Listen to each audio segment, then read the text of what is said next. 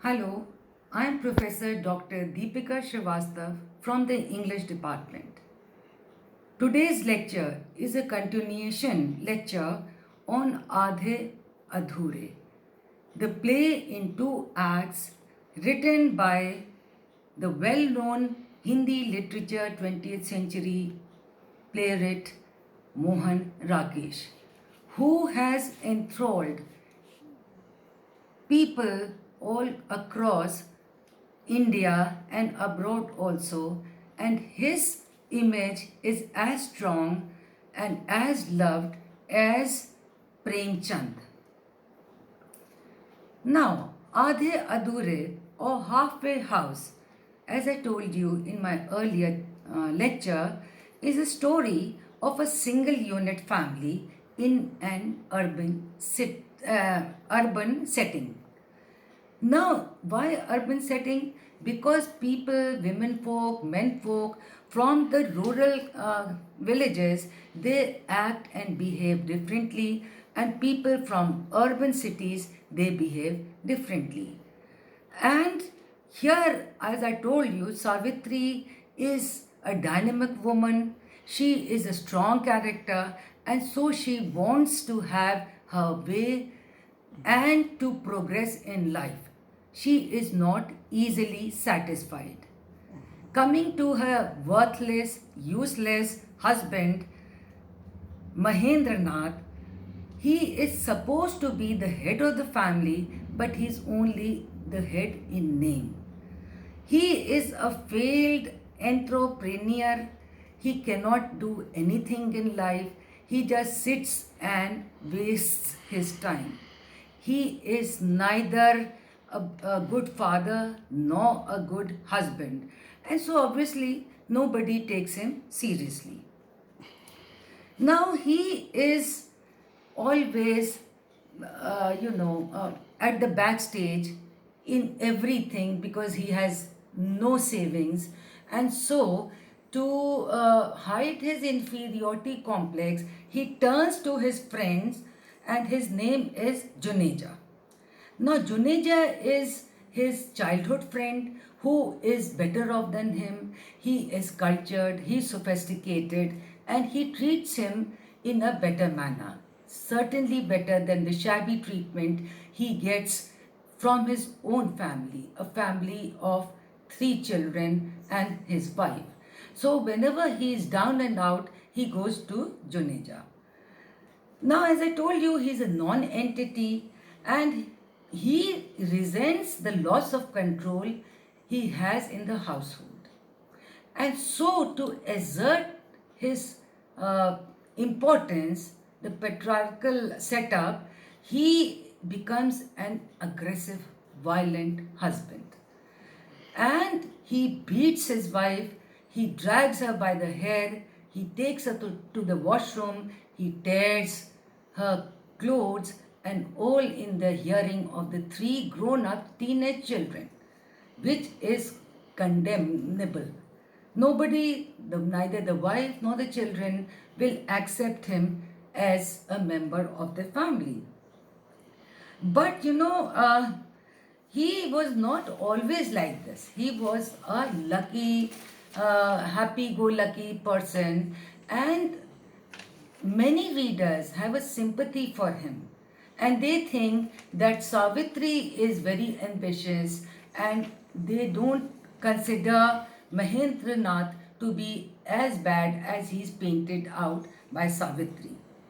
Now, Savitri is a middle aged woman and she is dissatisfied with this husband of hers because when she married, she wanted all the pleasures of the world which every woman in her senses would want. Nobody wants a good for nothing husband.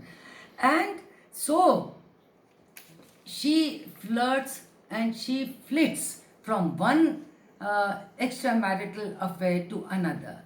And she has 2, 3 men as her lovers.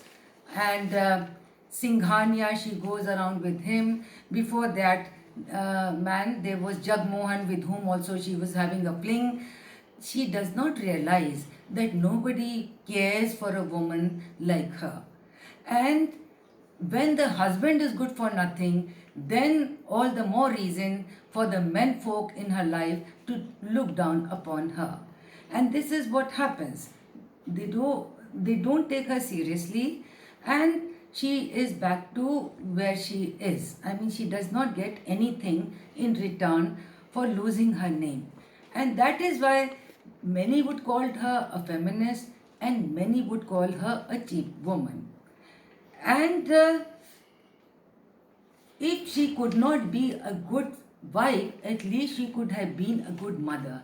Her three children, whom I introduced in my earlier lecture, Binny and good for nothing son Ashok, and another daughter who is as arrogant and stubborn.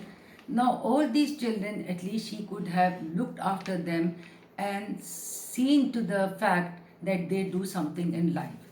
But Binny, who is an exact replica of her mother, she runs away, she elopes from home, and she settles down with a man who is maybe financially secure, but they don't have any understanding.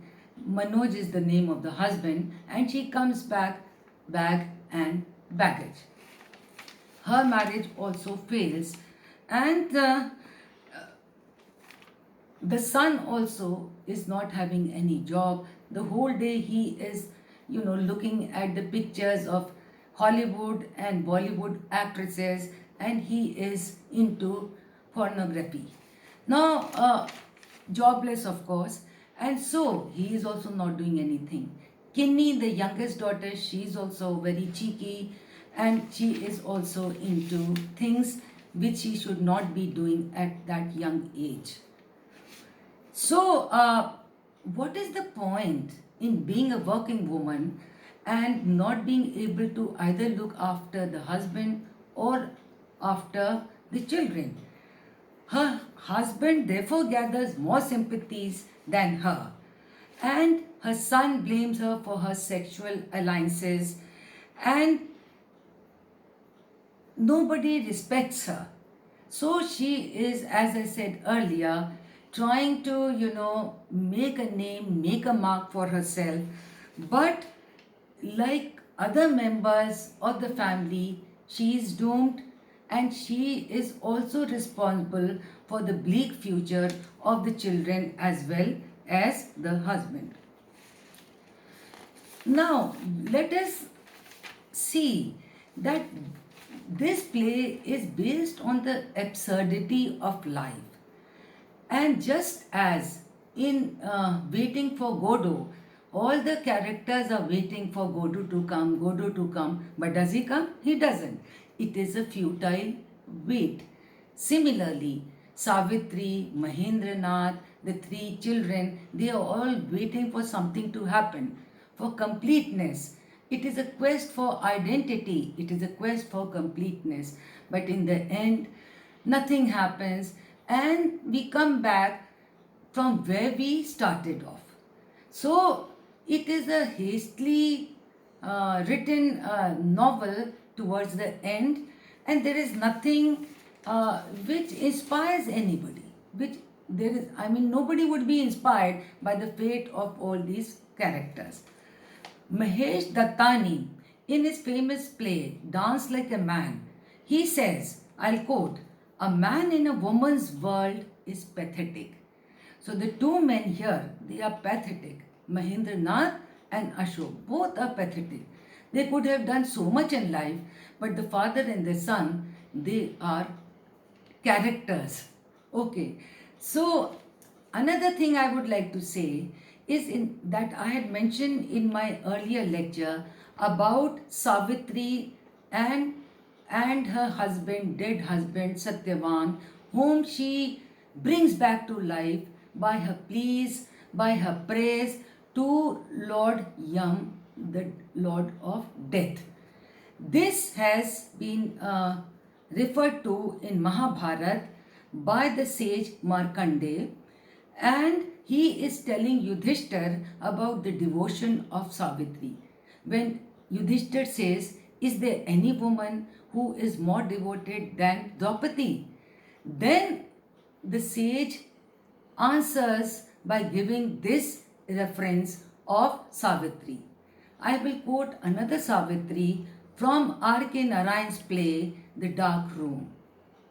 This Savitri was a devoted woman and she never had any flings, but her husband Ramani was the person who was flirting here, there, everywhere and treating her in the most shabby manner. So she also, in a fit of rage, leaves the home and she goes back when she finds nothing. I mean, when you leave the marital home, whom should one turn to? Who will take a married woman? So she also goes here, there, and then she comes back. And the situation remains the same. Similarly, this Savitri from Adhe Adhure also tries her luck with different men, with different circumstances, and despite being educated, despite being an earning woman, she is very dejected, hopeless, and though she is a strong woman, but she does not get from life what she wants. And in the end, I would like to conclude my lecture on Adhe Adhure by saying that you try and you try and you try. You win some and you lose some. So, whether she is a loser or a winner, it is for you, my students, to decide. Thank you.